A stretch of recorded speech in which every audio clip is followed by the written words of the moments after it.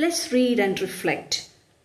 Kindness and empathy are essential qualities in our world. These spread light and hope even in the darkest times. Our society tends to isolate the ones who appear different, especially those who are weak and vulnerable. We may not always realize that even small acts of compassion can have a significant impact on many lives. A Very Old Man with Enormous Wings by Gabriel, Garcia, Marquez. The light was weak even at noon. When Pelayo was coming back to the house, it was hard for him to see what was moving and groaning in the rear of the courtyard. He had to go very close to see that it was an old man, a very old man. The man was lying face down in the mud. In spite of his tremendous efforts, the man couldn't get up, impeded by his enormous wings. Frightened by the sight, Pelayo ran to get Elisinda, his wife. She was putting compresses on their sick child.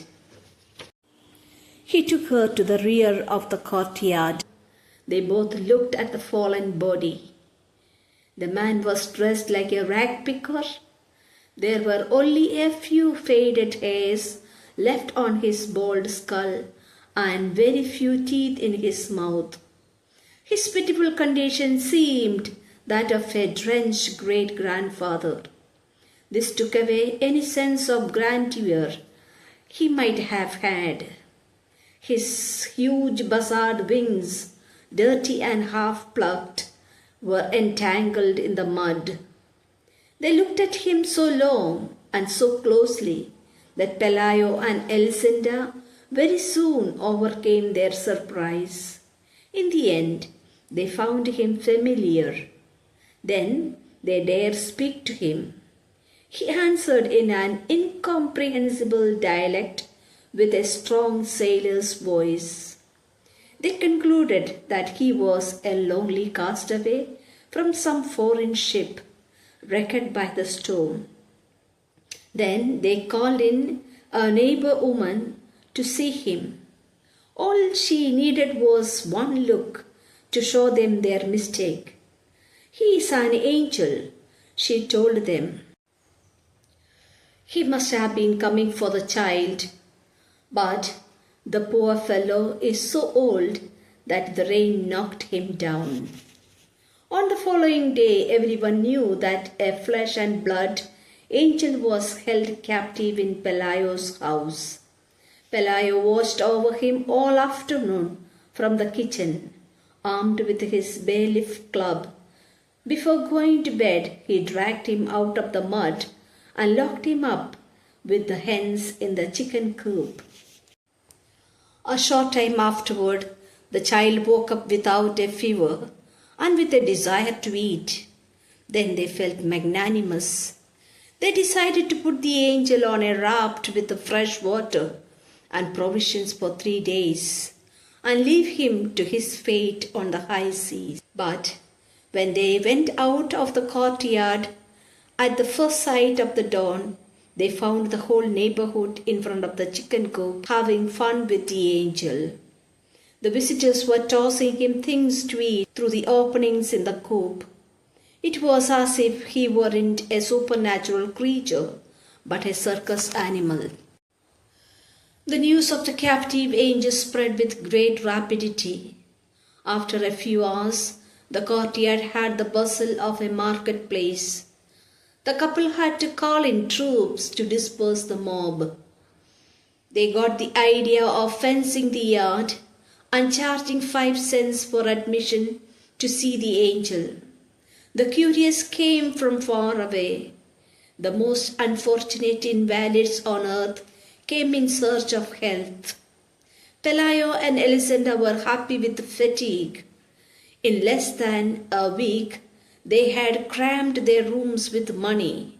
Still, the line of pilgrims waiting their turn to enter reached beyond the horizon. The angel was the only one took no part in his own act. He spent his time trying to get comfortable in his borrowed nest.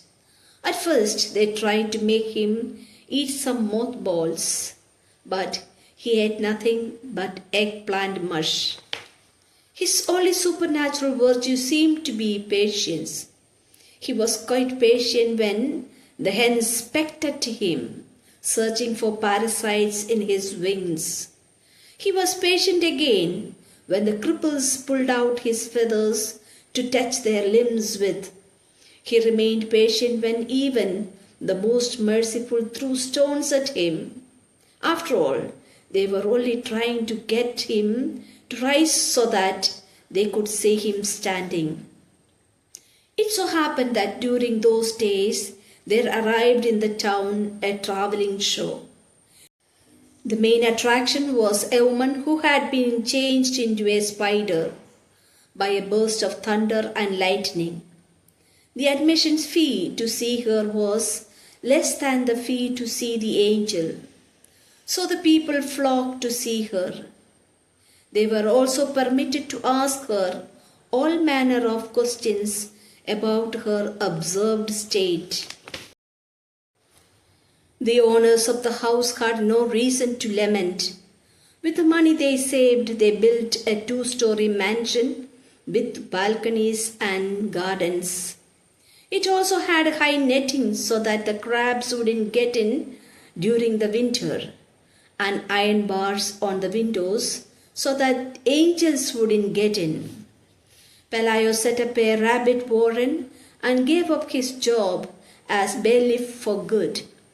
Elisinda bought some satin pumps with high heels and many dresses of iridescent silk.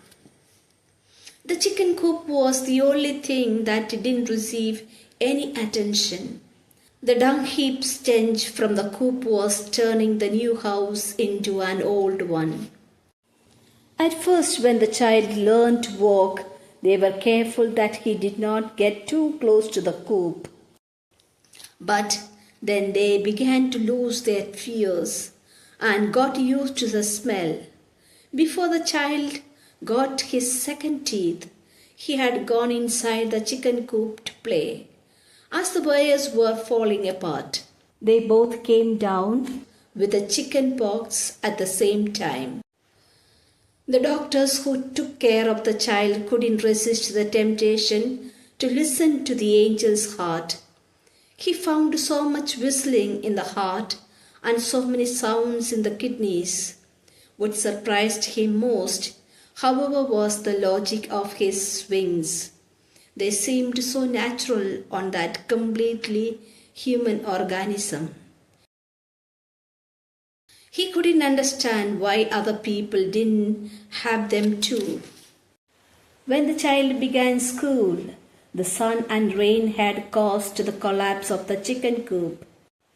The angel went dragging himself about here and there like a stray dying man. He seemed to be in so many places at the same time.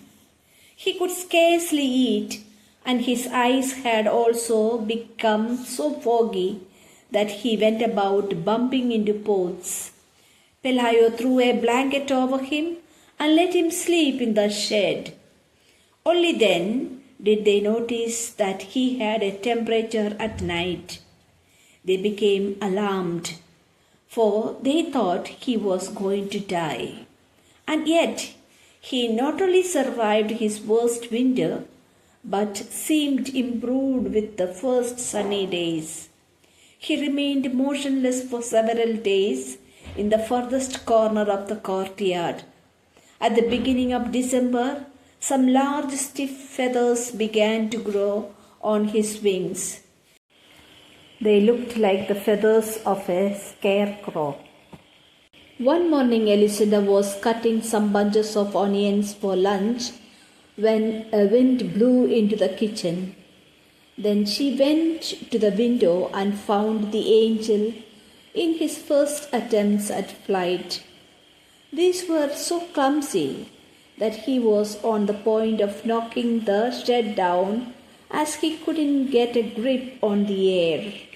But then he did manage to gain altitude. Elcinda let out a sigh of relief for herself and for him when she watched him pass over the last houses. He was holding himself up in some way with the risky flapping of a sensile vulture. She kept watching him even when she was through cutting the onions. She kept on watching until it was no longer possible for her to see him. He was no longer an annoyance in her life, but an imaginary dot on the horizon of the sea. Adapted. About the author, Gabriel Garcia Marquez, 1927 to 2014, was a Colombian novelist and one of the greatest writers of the 20th century. He was awarded the Nobel Prize for Literature in 1982. His notable works are Love in the Time of Cholera, No One Rise to the Colonial, and 100 Years of Solitude. He is one of the best known Latin American writers of our time.